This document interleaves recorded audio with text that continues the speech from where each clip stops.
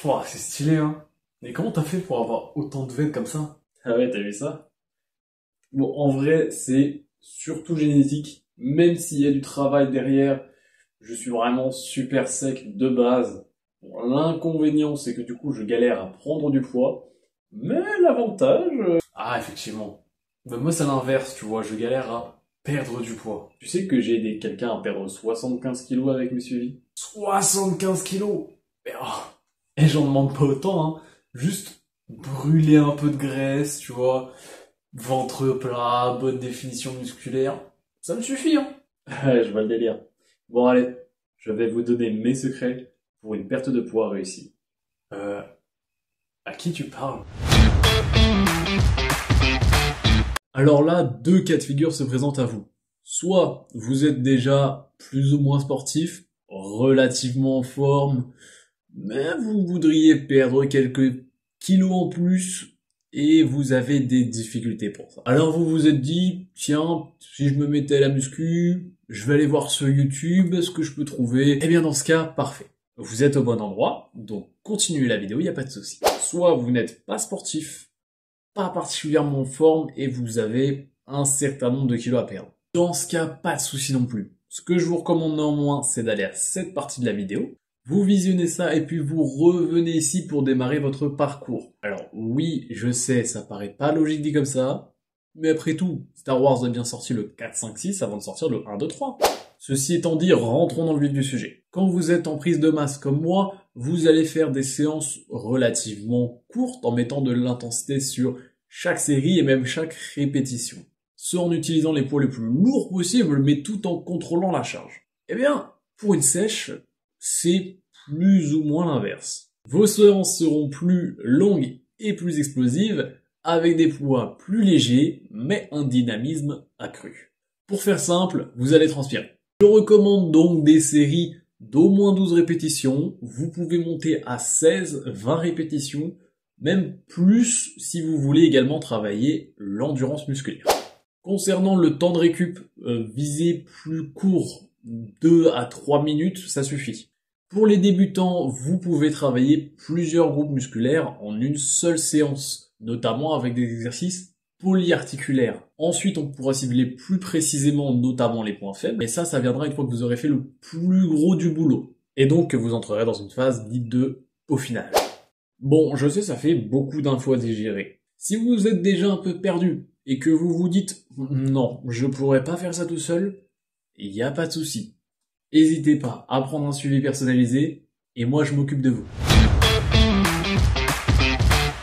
On va pas se mentir, cet aspect est crucial, surtout pour ceux qui font déjà du sport sans perdre un seul gramme. Ça peut être à l'origine de votre difficulté à perdre du poids. En effet, vous pourriez courir toute la journée, si vous n'êtes pas en déficit calorique, ça n'aura pas de réel impact significatif. Alors qu'est-ce que le déficit calorique? Eh bien, c'est tout simplement le fait de consommer moins de calories que ce que vous n'en dépensez.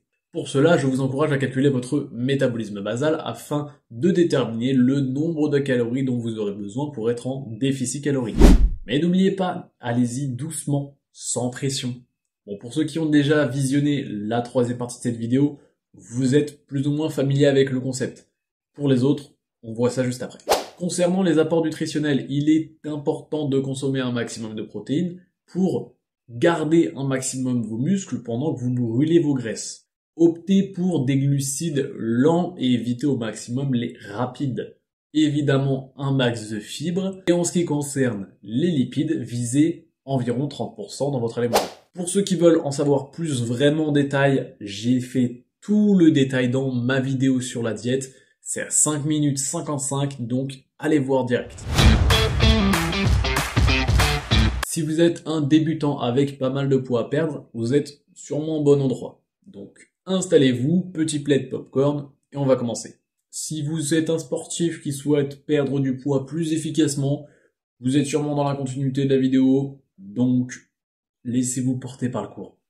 Alors oui, mais Gabriel, parler de popcorn dans une vidéo perte de poids, c'est peut-être pas une bonne idée, si? Eh bien, parlons-en. Il est temps de mettre fin à cette idée comme quoi vous devez vous priver de toutes les bonnes choses de la vie quand vous commencez une sèche. Soyons honnêtes, les aliments qui font plaisir à notre palais, c'est rarement les meilleurs pour notre métabolisme. C'est dur, hein, mais c'est la réalité. On ne peut rien y changer, alors on va plutôt essayer d'adopter une approche plus équilibrée. Je vais vous donner quelques chiffres. On parlait de popcorn. Un seau de popcorn au cinéma, c'est environ 230 kilocalories. Un burger, c'est en moyenne 280 kilocalories. Une tablette de chocolat au lait, c'est environ 550 kilocalories.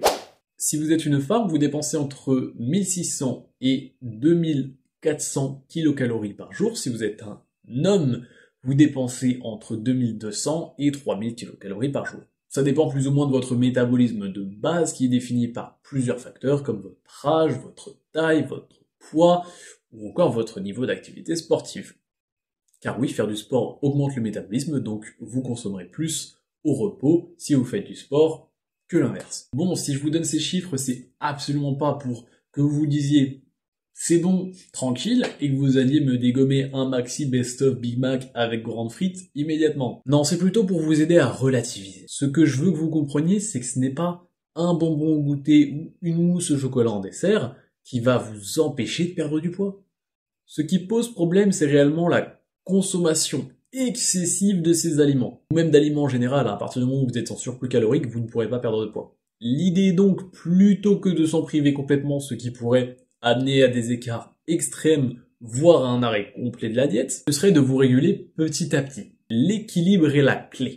Voici donc quelques conseils pour vous aider à atteindre cet équilibre tant recherché. D'abord, prenez conscience de votre situation actuelle. C'est super important. Une fois que vous avez cette vision bien claire, on pourra ajuster en conséquence. Si tout va plutôt bien, on parlera plutôt d'un léger rééquilibrage alimentaire en ajustant quelques apports par exemple. En revanche, si la situation est un peu plus compliquée que ça, il va falloir envisager des changements plus significatifs, mais qui évidemment se feront sur le long terme. Vraiment, ne vous brusquez pas, parce que ça c'est le meilleur moyen d'arrêter. Ensuite, parlons des cheat meals. Alors du coup, c'est 1 ou 2 fois par semaine.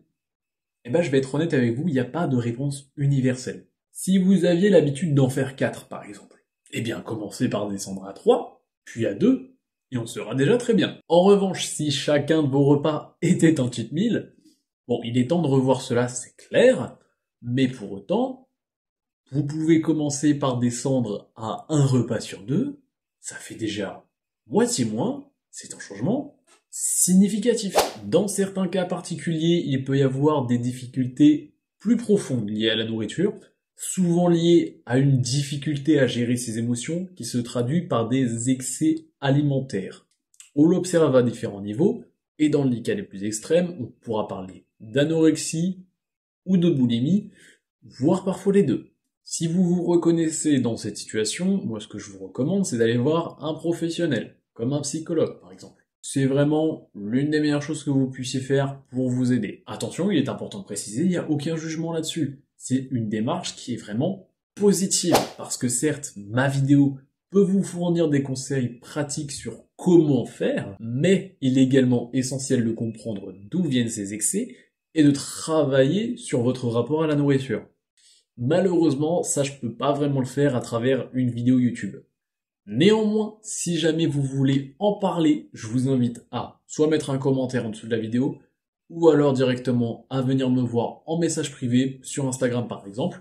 Je serai ravi d'en parler avec vous. Bon, maintenant ce qu'il te reste à faire, c'est d'appliquer mes conseils et t'engager sur le long terme. Pour ceux qui ne l'ont pas vu, évidemment, je vous invite à retourner au début de la vidéo pour avoir les conseils pratiques. Sinon, eh bien c'est tout pour aujourd'hui. Merci d'avoir regardé les vidéos, j'espère qu'elle vous sera utile pour votre parcours. Je vous souhaite un bon courage dans votre perte de poids. N'oubliez pas de partager cette vidéo avec bienveillance à quelqu'un qui pourrait en avoir besoin par exemple. Et moi je vous dis à dimanche prochain, 14 h, sur Mental. Voilà, on est comme ça, nous on finit les tournages. Une journée, bam bam bam, tournage.